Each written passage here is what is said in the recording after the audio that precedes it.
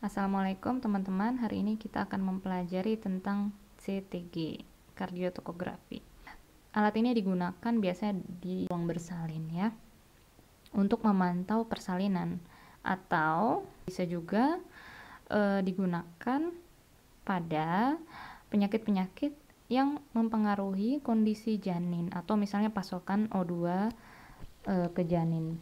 Misalnya pada anemia, preeklamsi, atau HELLP syndrome yang mungkin karena akibat rokok atau obat-obatan, kehamilan kembar, diabetes mellitus gestasional, kontraksi dini misalnya yang kurang dari 37 minggu kehamilan, oligo atau hidramnion, infeksi, dan kehamilan lewat bulan. Semuanya ini adalah faktor-faktor yang mempengaruhi kondisi janin di dalam uterus ya, entah itu tekanan darah yang tinggi dari ibu atau adanya placenta insufficiency dan lain-lain. Untuk membaca CTG itu ada yang dinamakan kriteria Vigo, mana CTG yang normal, yang suspek, dan yang patologis. N di sini normal, suspek, patologis.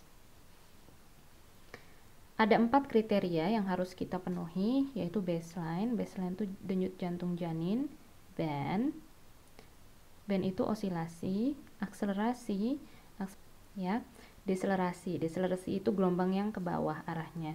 Kita lihat dulu nilai normal, nanti ini teman-teman akan mengerti sendiri kalau sudah melihat gambarnya. Kita beralih ke nilai normal dulu. Baseline itu nilai normalnya 110 sampai 150, band itu 5 atau lebih dari 5, atau biasanya orang bilang 5 sampai 10. Akselerasi atau gelombang yang ke atas itu harus ada dan harus sporadis. Deselerasi atau gelombang yang ke bawah itu menunjukkan adanya hipoksia janin ya, misalnya karena tali pusat yang terjepit dan lain-lain, itu harusnya tidak ada. Nah, kriteria ini adalah kriteria yang normal. Nah, teman-teman, sekarang kita beralih ke gambar CTG yang sesungguhnya. Di sini ada cerita sedikit ya, ini adalah buku kumpulan kasus-kasus CTG. Ada seorang ibu 26 tahun, gravida 2, paras 1, dalam anamnesa tidak ditemukan hal-hal yang khusus ya. Kehamilannya normal, sekarang dia datang pada kehamilan 40 minggu disertai dengan kontraksi. Pada jam 9, pembukaan serviks 3-4 cm, kemudian dilakukan amniotomi, air ketubannya jernih. Setengah jam kemudian dilakukan peridural anestesi atau epidural anestesi. Kemudian jam 12 pembukaannya 7 cm, dan inilah CTG-nya. Nah, sekarang kita di sini bisa belajar 4 kriteria tadi.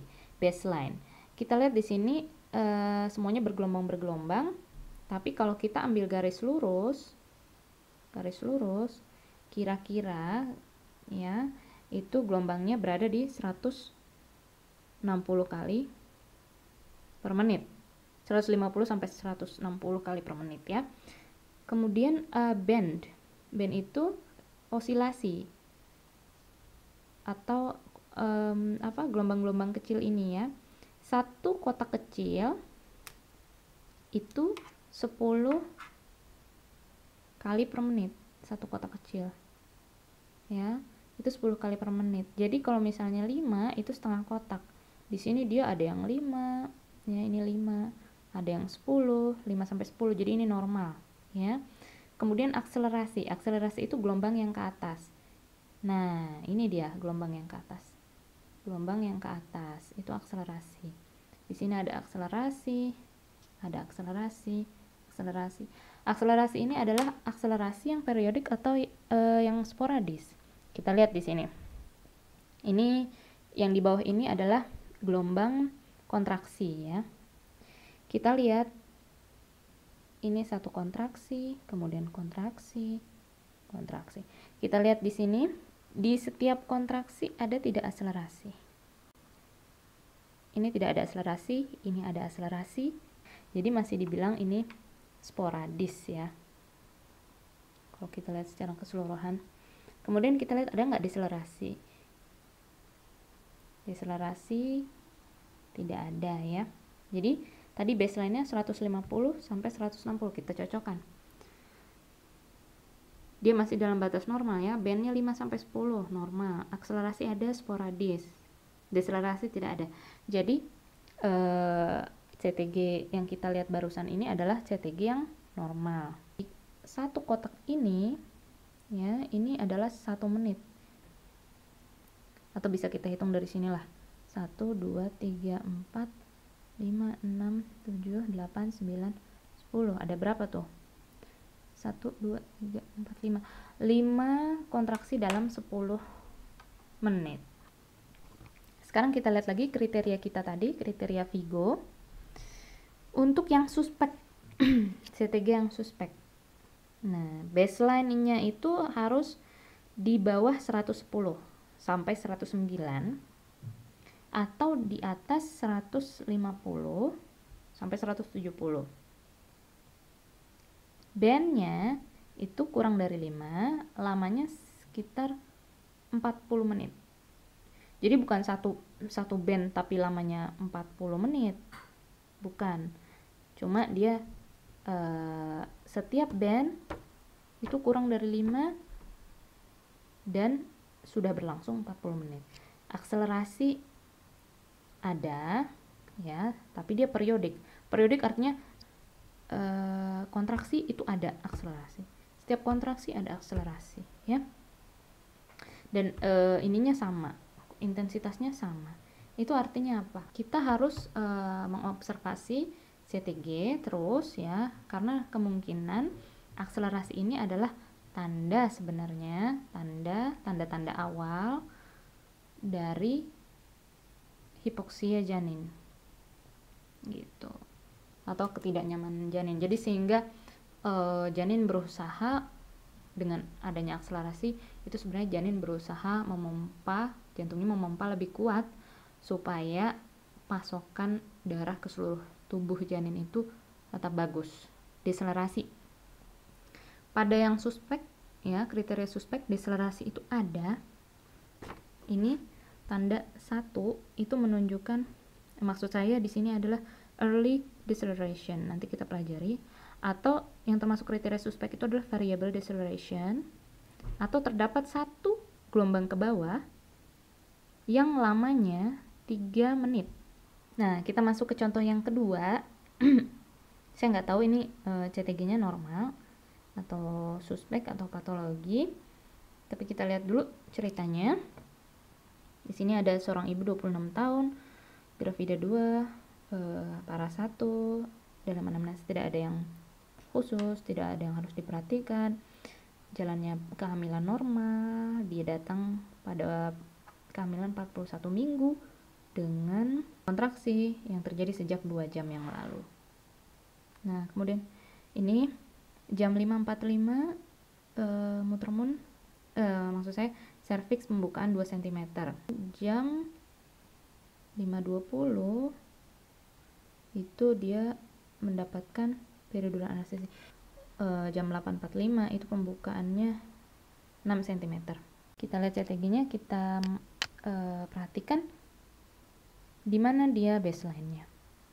Kita lihat di sini, situ ada angka 120, di bawahnya ada 90, satu garis di atas 90 itu 100.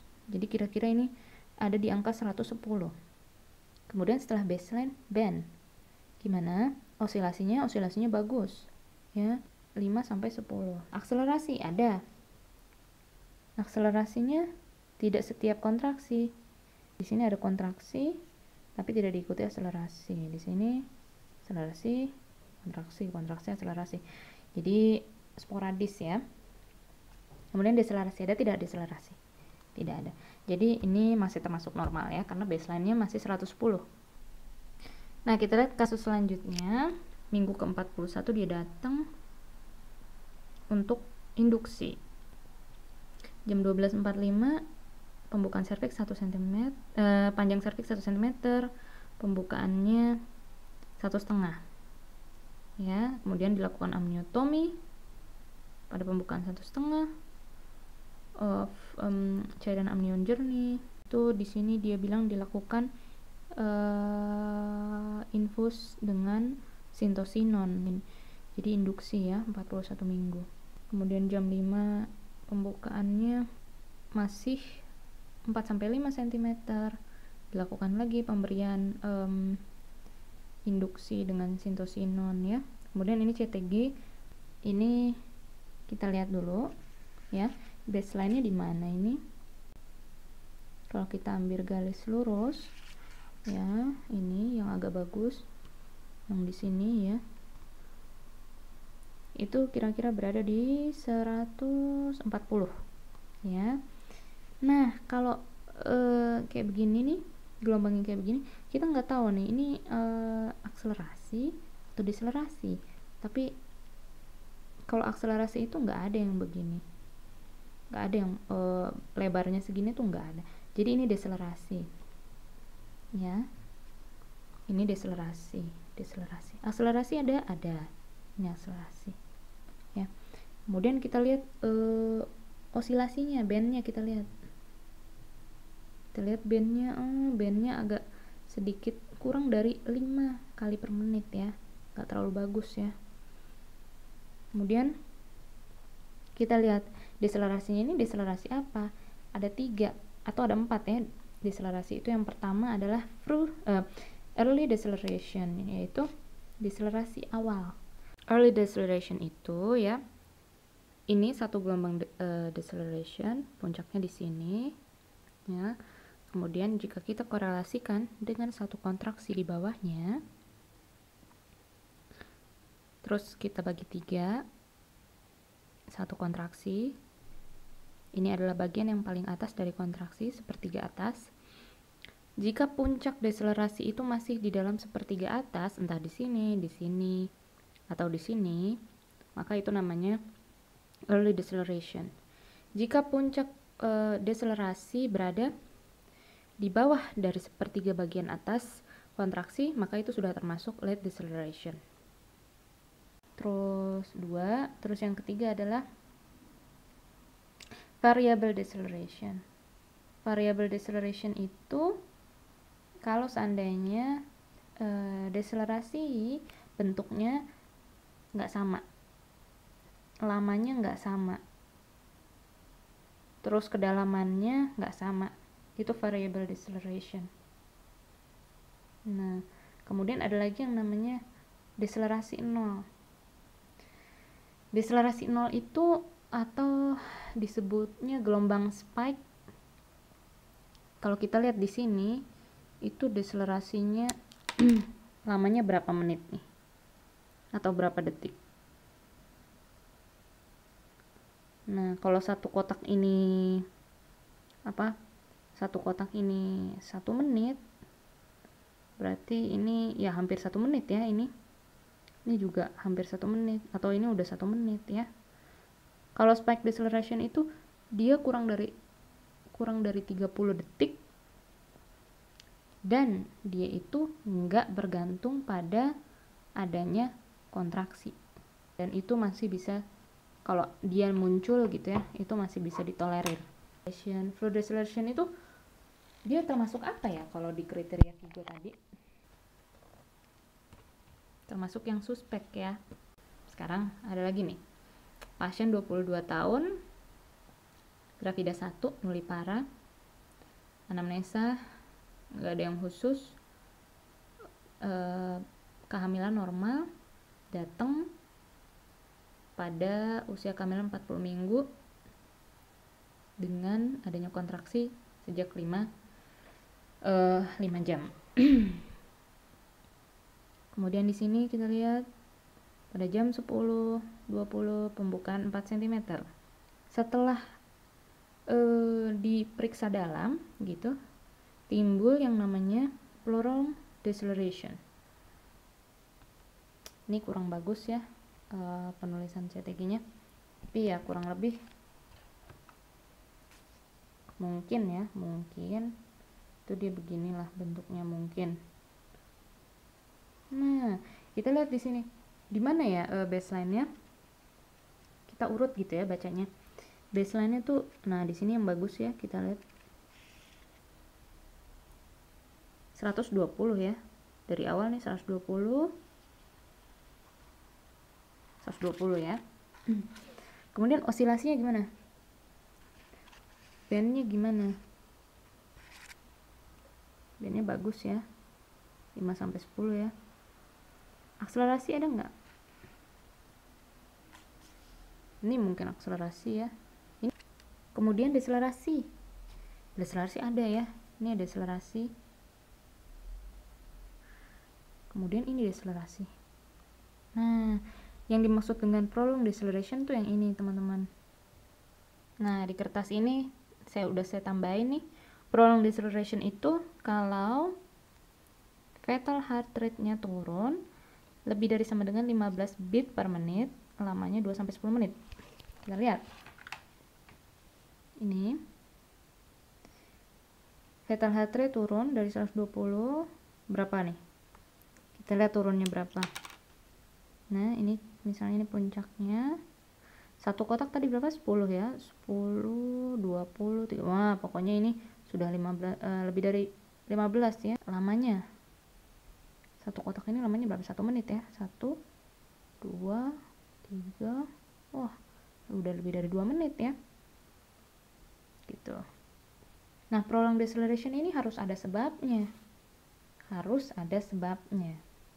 Misalnya tekanan darah ibu turun, atau misalnya ada kontraksi yang panjang gitu, atau misalnya ada obat anestesi yang masuk, bisa menimbulkan prolonged deceleration ya.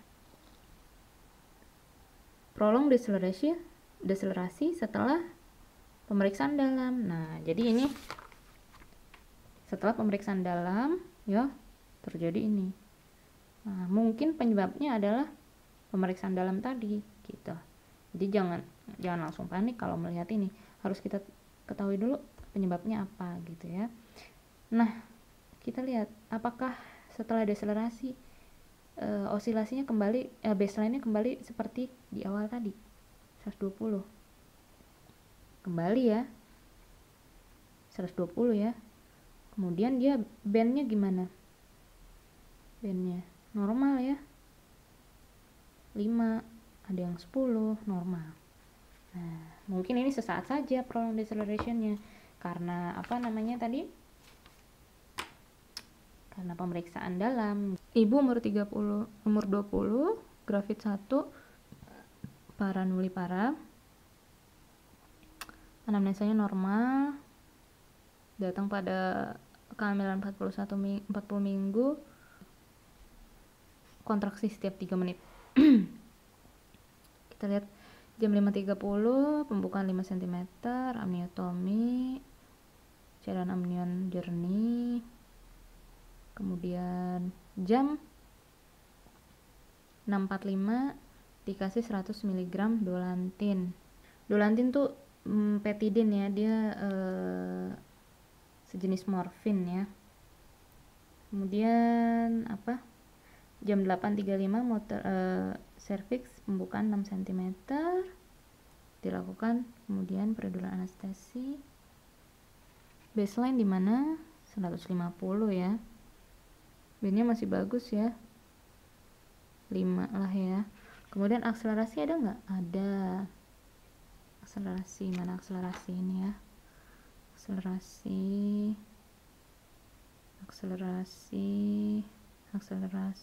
Deselerasi ada nih ya, yang ke bawah deselerasi. Kalau ngelihat deselerasi tuh harus kontraksi juga. Kita lihat puncaknya nih, puncaknya dia di sini, puncaknya di sini sama ya. Kemudian nggak setiap kontraksi ya. Kemudian di sini masih di sini ya, sama ya, masih di atas, sepertiga atas kontraksi ya, tadi kita belajar. Di sini juga deselerasi nih, gitu. Deselerasi kelihatannya kayak early deceleration, tapi kalau kita perhatikan ini variable deceleration. Kenapa? Penurunan fetal heart rate-nya itu nggak sama ya. Kesini dia ada satu kriteria suspek, yaitu variable deceleration. 21 tahun, gravid 1, nullipara, anamnesa normal, datang pada kehamilan 41 minggu, tiap 5 menit 1 kontraksi. Pada waktu anamnesa pemeriksaan awal, CTG-nya itu terdapat late deceleration. Terus jam 6 pembukaan 2 cm, amniotomi, terdapat mekonium. Nah, ini kasus yang sangat menarik sekali. Terdapatnya mekonium di dalam waktu amniotomi itu bisa menandakan hipoksia janin. Namun pada beberapa kasus gitu, itu janin tuh sebenarnya tidak dalam kondisi berbahaya gitu. Nah, bagaimana bisa tahu apakah itu merupakan tanda-tanda gawat janin atau sebenarnya dia tidak apa-apa gitu. Itu bisa kita pantau di CTG-nya itu. Nah, kalau kita lihat di sini, ini CTG-nya ya. Kita lihat seperti biasa baseline-nya dulu. Baseline-nya itu ada di 120 kira-kira. 120 sampai 130. Kemudian bandnya normal ya, 5 sampai 10. Kemudian akselerasi ada akselerasi, kemudian deselerasi,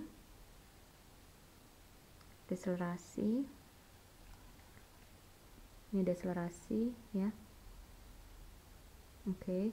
Tapi kita lihat apa jenis deselerasinya.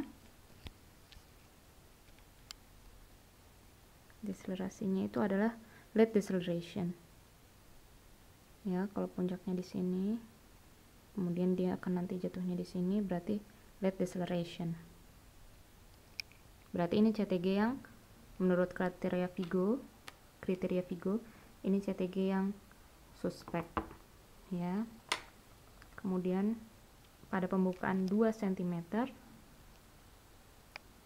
kontraksinya cukup bagus, sekitar 3 kontraksi dalam 10 menit. Karena ini kasus menarik, ada mekoniumnya, maka langsung saja saya bahas di sini. Ya, baseline 130 sampai 140 buku bilang. Kemudian bandnya 5 sampai 10, ada late deceleration, kontraksinya 3 kontraksi dalam 10 menit. Kemudian nomor 5 ini dia bilang ada fetal hipoksia. Dia bilang bandnya normal, osilasinya normal, artinya bayi atau fetus tidak berada dalam keadaan yang bahaya atau tidak dalam keadaan gawat janin. Kita lihat ya, osilasinya bagus, 5 sampai 10, walaupun ada late deceleration di sini ya. Kemudian apa yang dilakukan selanjutnya adalah merubah posisi ibu. Misalnya posisi ibu tadinya miring kanan, sekarang kita rubah menjadi miring ke arah kiri. Setiap ada kecurigaan tentang hipoksi, itu sebaiknya dilakukan pemberian oksigen kepada ibu. Itu sangat lebih baik ya. Kemudian dilakukan juga analisa darah janin, yaitu dengan memeriksa pH kapiler darah janin dengan teropong ya. Kita lihat jam 8.15 pembukaan 2 cm, pH kapiler janin itu 7,18. Nilai normalnya itu 7,20 ya. Sebenarnya 7,20 itu juga sudah termasuk alarm, tapi 7,18 ini termasuk yang preasidosis ya. Base excess-nya itu -8, yang normal adalah -3 sampai +2. Akhirnya di sini mereka membuat keputusan untuk seksio sesar. Kenapa? Dengan pertimbangan apa? mungkin dengan pertimbangan bahwa ibu ini adalah nullipara, akhirnya artinya dia belum melahirkan, kemudian dia masih berada dalam fase laten 2 cm, yang mana kalau misalnya ditunggu pembukaannya diperkirakan keadaan bayi nggak bagus gitu ya, karena sudah ada suspek CTG walaupun bayi belum dalam keadaan yang membahayakan karena osilasinya masih bagus ya. Tapi kalau ditunggu sampai masa aktif kemudian kala 2 itu sangat lama sekali dan tidak mungkin ya. Kemudian pH janinnya sendiri sudah menunjukkan keadaan preasidosis sehingga dilakukan seksio. Hasil tes setelah janin lahir, Apgarnya menit pertama itu 4, menit kelima itu 9. Artinya bagus ya perkembangannya. Ya, kemudian dia di sini menuliskan bahwa penyebabnya adalah insufisiensi plasenta. Dan juga satu lagi kemungkinannya kenapa bisa insufisiensi plasenta, kita lihat ibu ini hamil datang dengan pada saat kehamilan 41 minggu. Artinya sudah lewat waktu ya. Gitu. Alhamdulillah teman-teman, tadi kita sudah membahas 6 kasus CTG dan juga kita sudah membahas tentang kriteria Vigo. Juga tadi ada tambahan satu kasus mengenai fetal distress ya, yang ditandai dengan adanya meconium dan late deceleration. Insya Allah kita teruskan lagi pembahasan tentang CTG dari buku ini. Kita bahas kasus per kasus, juga tentang bagaimana penanganan apabila kita menemukan CTG yang suspek ataupun yang patologis. Assalamualaikum warahmatullahi wabarakatuh.